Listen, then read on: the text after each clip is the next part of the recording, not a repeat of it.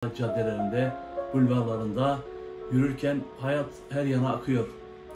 Tramvay çanları, metronun, kentin uğultusu, uçak gürültüsü, sokak satıcılarının sesleri yankılanıyor. Kalabalıklarla beraber kentin ışıkları dans ediyor. İşsizlik, yoksulluk, geçim derdi, düşük gelirle çalışmak, gelir dağılım bozukluğu, adaletsizlik, kadın cinayetleri, çocuk istismarı gibi sosyal kirleticiler toplumun ruhunu bir kanser gibi enfekte ediyor. Her gün medyada bu tür olumsuz haberler yer alıyor. Kent yaşamının tüm bu hareketliliğinin ortasında yalnızlık ve kendine, topluma yabancılaşma, gerçekliği yitirme hissi bir gölge gibi beliriyor ve sanki dev bir sahnede tek başınıza yapayalnız kalmış gibi hissediyorsunuz. Türkiye gibi aile bağları, komşuluk ilişkileriyle bilinen bir kültürde bu his neden bu kadar tanıdık? Yalnızlık, modern şehirlerin kaçınılmaz bir bedeli mi yoksa daha derin bir gerçeği mi yansıtıyor? Şehirde her şey yakın gibi, dolmuşlar, otobüsler, tramvaylar, metrolar tıklım tıklım. Kafeler insan kaynıyor, telefonlar hiç susmuyor ama psikologlar, ruh sağlığı profesyonelleri bu ortamın kentsel yalnızlık denen bir tuzağı beslediğini söylüyor. Şehirler sürekli bir bağlılık hissi yaratırken aslında derin bir kopukluğa yol açabiliyor. İnsanlarla çevrili olsanız bile kendinizi görünmez hissediyorsunuz. Bu şehirde sizi umursayan ve gerçekten seven, değer veren kaç insan var? Günümüzün koşturmalı modern dünyasında duygusal aşırı yüklenme insanı zorluyor. Çok fazla insan var ama anlamlı bağlar kurmak zor. Örneğin Taksim'de akşam iş çıkışı kalabalığın içinde yürürken kulaklığın esaretinde müzik dinliyorsunuz. Kimsenin adınızı bilmediğini fark ediyorsunuz. Türkiye'de mahalle kültüründen uzaklaşıp apartmanlara sıkışan toplum yapısı bu hissi daha da derinleştiriyor.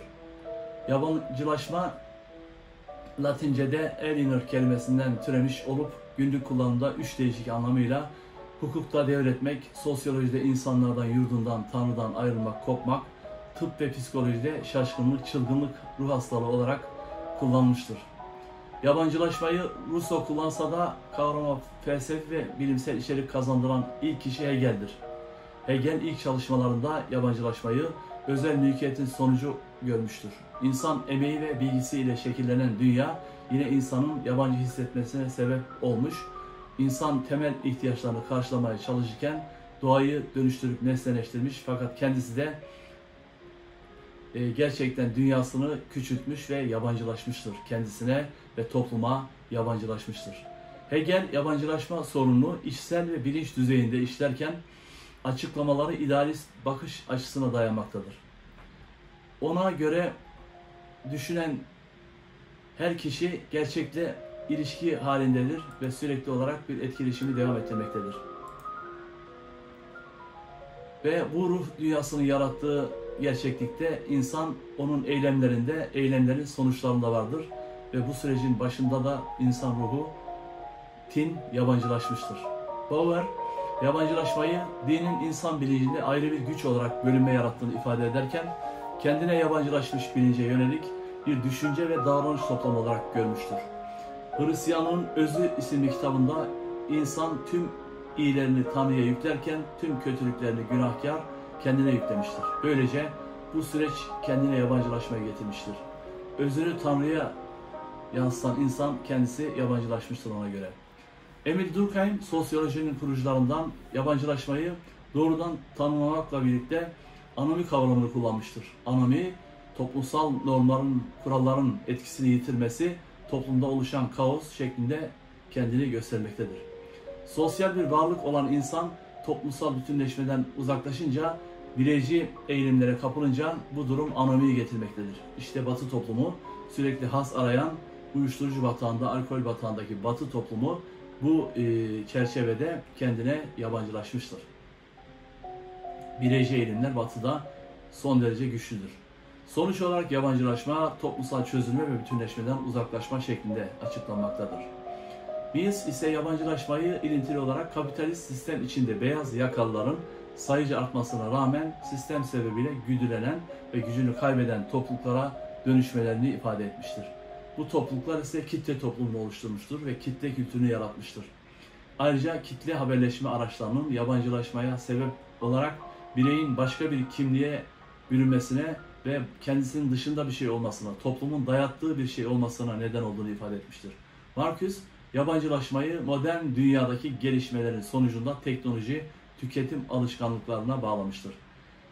Yeni ihtiyaçların yaratılması sonucu yapay ihtiyaçlar ortaya çıkmış ve birey artık gerçek yapay ayrımını yapamayacak kadar kendine ve topluma yabancılaşmıştır. Karl Marx yabancılaşmayı gerçek ilişkilerin değeri eşya ilişkileri örtüşerek şeyleşme, metalaşma yaşadığını ve sosyoekonomik ilişkiler üzerinden ele alınırken bu şekilde açıklamış ve bunları nesneleştiren insanın giderek kendisinde nesneleştiğini ifade etmiştir ve yabancılaşmadan kurtulmanın yolunun da kapitalizmin çökmesi ve sosyalist düzene geçilmesiyle bunun mümkün olacağını vurgulamıştır.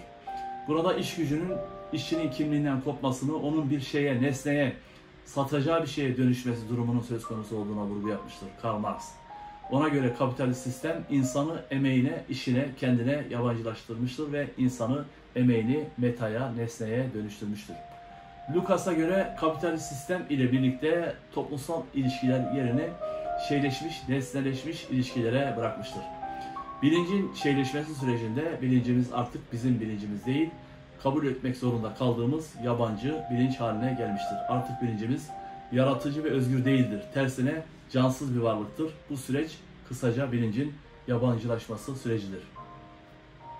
Yabancılaşmış insan yaşamın getirdikleri üzerinde etkin rol oynayamayan, kendi yapıp ettiklerini anlamlandıramayan, toplumsal yaşamı düzenleyen kurallara inanmayan, toplumsal değer, inanç, gelenek, görenek kuralları değerli ve kıymetli görmeyen, kendinden uzaklaşarak eylemlerinden haz alamayan, adeta zombi gibi yaşayan bir kimsedir artık.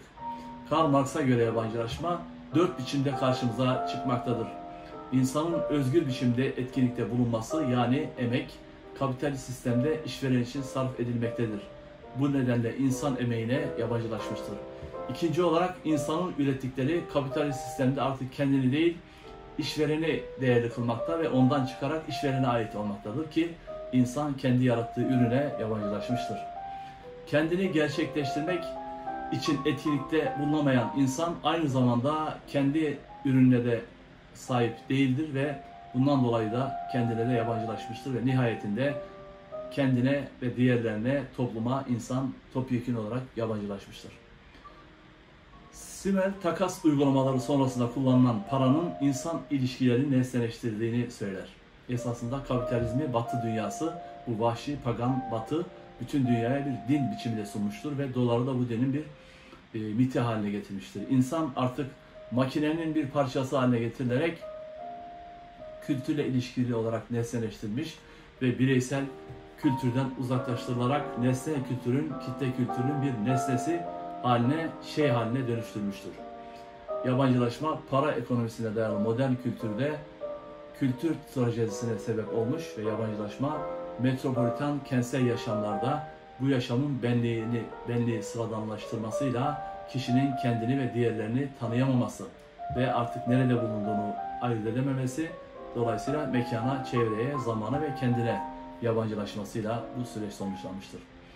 İletişim teknolojilerindeki gelişmeler, gerçeklerin çarpıtılması, algı operasyonları, algı yönetimleri, insanların yaratıcılıklarının kaybolması, bağımlı ve kolay yönlendirilebilir insan tipinin ortaya çıkmasına neden olmuştur. Bu yapıdaki kendine yabancılaşmış insan, yabancılaşmadan kurtulabilmek için bu yapıyı oluşturan ilişkilerin yenilenmesi ve topyekün olarak bunları ortadan kaldırmasıyla mümkün olacaktır. Simon, yabancılaşmayı boyutlara ayırarak etraflıca ele almış ve yabancılaşmış insanın yaşamın getirdikleri üzerinde etkin rol oynayamayan, kendi eylemleri yapıp ettiklerini anlamlandıramayan, toplumsal yaşamı düzenleyen kurallara inanmayan, toplumsal değer, inanç, gelenek, görenekleri değerli, kıymetli görmeyen, kendinden uzaklaşan, eylemlerinden, etkinliklerinden haz alamayan bir kimse olarak yabancılaşmayı güçsüzlük, anlamsızlık, duygusu, normsuzluk, kuralsızlık, yalnızlık, yalıtılmışlık, izolasyon, kendine yabancılaşma biçiminde kategorilere ayırmıştır. Güçsüzlük kişinin toplumsal sistemde yaşamını etkileyen olaylar karşısında etkisinin denetiminin olmaması, geleceğine ilişkin düşük kontrol duygusu, bir diğer deyişle düşük iş denetim odağına sahip olması durumudur. Anlamsızlık ise bireyin neye inanacağına karar verememesi, yaşadığı toplumun düzenine ve eylemlerine anlam verememesi ve bununla birlikte sonuçlarını öngörememesi hali. Normsuzluk, kuralsızlık, bireyin yaşamında toplumsal değerlerin, geleneklerin önemini yitirmesi, hedeflerine ulaşmak için uygun olmayan davranışların sergilenmesi gibi çarpık inançlara kapılması durumunu ortaya koymaktadır. Yalıtılmışlık, yalnızlık, toplum tarafından değerli görülenlerin birey tarafından içselleştirilmemesi, bireyde bunun karşılık bulmaması ve toplumun hedeflerini reddeden bireyin giderek yalnızlaşması sürecidir. Kuralsızlıktan farkı ise amaçlarını tamamen reddedilmiş durumda yaşamak zorunda kalmasıdır. Kendine yabancılaşma, bireyin eylemlerinin ona haz vermekten çıkarak sonuçta elde ettiklerine odaklanması, yani örneğin para için çalışması, zevk almadan, keyif almadan, geçinmek için, hayatta kalmak için çalışmak zorunda kalması düşük ücretlerle ve buna bağımlılık geliştirmesi. Başka bir deyişle kişinin eylemlerinin doğrudan sonuçları olmayan anlamsız, amaçsız eylemlere yönelmesi demektir. Freud yabancılaşmayı uygarlık kavramı üzerinde açıklamış ve bireyin uygarlığın huzursuzluğu kitabında da burada tamamen içindeki bir antropolojik olarak animal olan bireyin insanlaşma sürecinde insan olarak modern bir şekilde yaşama çabasının bir çarpıklık, bir şizofreni yarattığına vurgu yapmış ve bunun yabancılaşma yarattığını, uygar kimsenin de yabancılaşmış kimse olduğunu, kendine yabancı kişi olduğunu vurgulamıştır.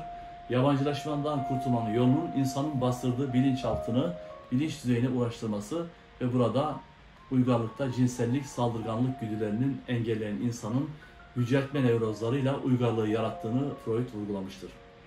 Yüceltme sanatı uygarlığı getiren nevroz gibi sonuçlara sebep olurken her ne kadar açıkça yabancılaşmadan bahsetmese de Freud nevrotik insanı yetenek ve güdülerini bastırarak kendine yabancılaşan, yüceltmeyi kullanan bir varlık haline geldiğini vurgulamıştır.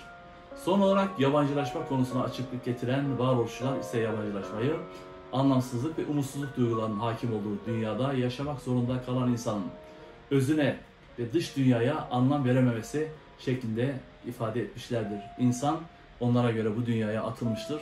Tırnaklarıyla kazıyarak, acı çekerek, başarılı başarısız olarak kendine burada bir yaşam kurmak zorundadır. Bu sorumluluk insanın kendisine verilmiştir. İnsanın yabancılaşmasının asıl sebebi var olan potansiyelini kullanamayışıdır. Heidegger'e göre yabancılaşma otantik olamama, potansiyelini ortaya koyamama, spontan davranamama, içtenlikli davranışları bırakma, Sartre için özgürlüğünden kaçmak demektir. Özgürlüğün sorumluluk getirdiğini fakat bu sonuca katlanamayan insanın bunalıma girerek kendi dünyasından uzaklaşıp yabancılaştığını bunlar vurgulamıştır. Literatürde hem sosyal hem dini hem felsefi, toplumsal, psikolojik, ruhsal açılardan çok boyutlu olarak ele alınan yabancılaşma kavramı tükenmişlikle ilişkili olarak aralarında pozitif ilişki olduğu araştırmalarla bulunmuştur. Bir başka ifadeyle tükenmişlik, yabancılaşmada tükenmişlik üzerinde etkin rol oynamaktadır. Simon'un tanımına göre yabancılaşmış insan yaşamın getirdikleri üzerinde etkin rol oynayamamakta, kendi eylemlerini anlamlandıramamakta, toplumsal yaşam üzerine kurallara inanmamakta, toplumun değer ve geleneklerine aykırı görmekte, onlardan uzaklaşarak eylemlerinde de haz alamamakta ve anlamsızlık, güçsüzlük, kuralsızlık, yalıtılmışlık gibi girdaplara kapılmaktadır. Görüldüğü üzere bir kavram olarak yabancılaşma farklı bilim alanlarında oldukça geniş biçimde çalışılmış bir kavramdır ve genel olarak gerçekten uzaklaşma, gündelik yaşamın ritminden kopma, ayrılma, kontrolünü kaybetme, gündelik yaşamı anlamlandıramama gibi şeylerle kendini göstermektedir. Yabancılaşmış birey hem kendinden hem de içinde yaşadığı aileden, gruptan, toplumdan, ülkeden kopmuştur. Ve burada yaşamdaki kontrolünü kaybetmiştir. Özellikle metropolitan kentsel yaşamda yalnızlık, yalıtılmışlık, yabancılaşma birlikte yürüyen kavramlardır. Oysa biz insan huzur bulmak için yaratıldık. Yalnızlık, yabancılaşma, şehir hayatının bir yan etkisi mi yoksa daha derin evrensel bir çağrı mı? Ruh sağlığı profesyonelleri bunu sosyal acı olarak tanımlıyorlar. Yalnızlığı ve yabancılaşmayı. Tıpkı açlık gibi bir eksikliğin sinyalini veriyor bu. İnsanoğlu yüzyıllar boyunca topluluklar halinde hayatta kaldı. İlişkilerle bağ kurarak gelişti. Doğada bu şekilde var oldu. Ancak kentleşme, modern yaşam, güvensiz toplum algısı bu dengeyi bozdu. İnsanı yalnızlaştırdı. Mesela işten yorgun argın dönüp küçük bir dairede tek başına yemek yerken televizyonun sesi bile bu boşluğu dolduramıyor. Sosyal medya, kısa sohbetler, kahve molaları neden insana yetmiyor? Belki bu his yalnızca insanlarla değil, zaman ve mekanı aşan bir bağlantı özleminden doğuyor. Bir an durup düşünün, en son ne zaman gerçekten göründüğünüzü hissettiniz? Peki bu yalnızlığın ötesinde ne var? Yalnızlık insanı bir uçurum kenarında bırakmaz, düşünmeye ve yeni arayışlara iter esasında. Gerçek bağlantı sadece doğru insanlarla mı kurulur? Yoksa bu his zamanı, mekanı aşan bir varlıkla buluşma isteğinin bir yansıması mıdır? Yalnızlık bir son değilse bir başlangıç olabilir mi? Eğer bu yalnızlık size dokunuyorsa bilin ki sizi kendinize ve ötenize bağlamaya, bakmaya, algılamaya çağıran bir işaret gibi aslında. Türkiye'de ben yalnız mıyım diye sormak bile bazen zor gelebilir ama burada bir yargı yok. Sadece bir davet var. Bu soruyla sohbete başlayabiliriz. Araştırmalar anlamlı bağlar kurmanın insanın mutluluğunu artırdığını gösteriyor. Yalnızlık çevremizdekilerle belki de küçük bir adım atmakla başlıyor. İnsan bu empatiyle bir kapıyı, bir bağ kurmanın kapısını aralıyor. Mükemmel ilişki özlemini, arayışını bırakarak kusurlu bağlantılarla, geleneksel hallar gibi bazı problemli ilişkilerle sosyal yaşamı ördüğümüzü, bağlar kurduğumuzu düşünün. Burada ilişkilerimize de bu eski hallara benzetebiliriz. Mükemmellik arayışından uzak, gerçek insani bağlantılar kurarak insan yalnızlık ve yabancılaşma tuzağından kurtulabilir. Birbirimizin kusurlarını tanıdığımız ve kabul ettiğimizde, hatta onları sevdiğimizde orada içimizdeki bu bağ duygusu ve mutlu olma duygusu filizlenir. Kadim hikayelerde Yusuf'un hayatı, ailesi içinde kıskançlık, ihanet, kardeşleri tarafından terk edilmek, haksız yere suçlanmak, onu bizim kusurlu ilişkilerin ortasında bile affetmeyi, sevmeyi, bağışlayıcı olmayı mümkün olduğunu bize hatırlatıyor. Onun yaşamı kusursuzluk değil, zorluklar karşısında gösterdiğiniz sabır ve bağışlama kapasitesiyle örülmüştür. Profesyonel yaşamlarımızda da mükemmel sonuçlar için çabalarken bu kadim bilgileri unutmayalım. Hayat mükemmel değildir, birçok eksiklikler içerir. Onun için biz de ilişkilerimizde bu kusursuzluk arayışını terk ederek yabancılaşma, yalnızlaşmaya karşı bir arayış içinde olabiliriz. Bir bayram sofrası düşünün. Aile büyüklerimiz, kuzenlerimiz, kardeşlerimiz hepimiz bir aradayız. Kendiliğinden sevgi, sıcaklık, bağlılık hissediyoruz. Ancak eski gerginlikler, söylenmemiş sözler, küçük çatışmalar masanın etrafında sessizce dolaşıyor. Bu insan ilişkilerinin gerçekliğidir. Hem sevgi dolu hem kusurlu. Bu ilişkiler değerli kılan da bu ambivalans duygulardır aslında. Yine de içimizde tüm bu kusurların ötesinde bir sevgi özlemi var. Neden en mükemmel ilişkilerde bile bir eksiklik hissediyoruz? Neden bu kadar çaba göstermemize rağmen ilişkilerimizi tam anlamıyla tatmin edici hale getiremiyoruz? Belki de bu özlem bizi insan ilişkilerinin ötesinde daha derin bir bağlantıya doğru yönlendiriyor. Modern ilişkilerimizde yaşadığımız hayal kırıklıkları belki de gözlerimizi ve yüreğimizi daha büyük bir gerçeğe aşmak için vardır. İnsan sevgisi değerlidir. Ancak her zaman sınırlıdır. Birbirimizi ne kadar sevsek de hiçbirimiz mükemmel değiliz. Ve mükemmel sevemeyiz. Mükemmel olamayız. Mükemmel göremeyiz karşıdakinde. Ancak mükemmel sevgi, içinde duyduğumuz bu derin özlem, içimizdeki bir yanılsama değil, yüreğimizin derinliklerinden gelen insan ilişkileri arayışı, bağ arayışına, sevgiye işaret ediyor. Her birimiz en derin özlemleri karşılayan sevgi arayışındayız. Ama bu aradığımız mükemmel sevgi yok. Bu kusurlarla, eksikliklerle güvenmek, sevmek ve burada bunun için hayatta olmak durumundayız. İbrahim hikayesini düşünelim. Birçok sınav ve zorluklarla karşılaştı. Güvenin, inancın sembolü haline geldi. Bütün hayatı boyunca görünen ötesinde bir gerçeğe, kusursuz bir sevgi kaynağına inancını korudu. ilişkilerinde, aile hayatında mükemmel değildi. Hatalar yaptı, şüpheler yaşadı. Ancak onun hayatı kusurlu olmamıza rağmen bir gün içimizdeki mükemmel sevgi özlemini karşılayabileceğimize dair bir umut taşıyor. Mükemmeliyetçilik, sonu gelmeyen çabalar yerine koşulsuz sevgiyi, lütfu yaşamın merkezine koyma çağrısıdır. İnsanın kadim deneyimlerinin ortak arayışıdır. Bu kadim öğretilerde dikkat çeken nokta, mükemmel olmadığımız için kendimizi ve başkalarını yargılamak yerine olduğumuz gibi kabul etmek, sevmek ve yaklaşmamız gerektiğini bize hatırlatıyor.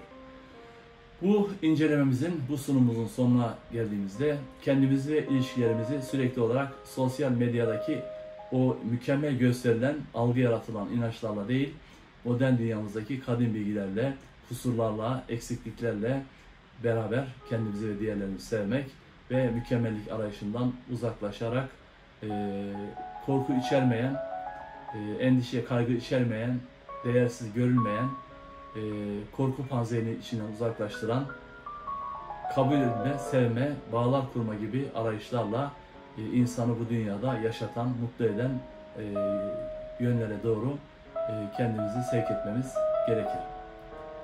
İçimizdeki mükemmel ilişki özlemini doğru bir arayış olmadığının farkına varalım ve bu hatalarla, kusurlarla, eksikliklerle, çevremizdeki insanlarla kurduğumuz eksik ilişkilerle beraber insani olarak mutlu olmayı, bu bağlarla mutluluk arayışını samimi içtenlikle kendi dünyamızı, kendimizi bu çevrede, bu ekolojik sistemde var ederek insani değerlerle, özellikle sanatla, edebiyatla, kitaplarla, bilimle, bilgiyle nitelikli bir toplum arayışında bütün bu farkındalıklarla yalnızlık, yabancılaşma duygularını bertaraf etmiş, kendi dünyasını kurmuş, diğer insanlarla içtenlikli, yapıcı, onarıcı, restore edici ilişkiler geliştirebilen bir toplum yapısı hep beraber kurmalıyız. Bütün burada hepimizin bu toplumu oluşturma sorumluluğumuz vardır. Onun için özellikle gençlere her zaman hatırlatıyorum. Kanaldaki 500 videomuzda da haftada 2-3 kitap okuyun.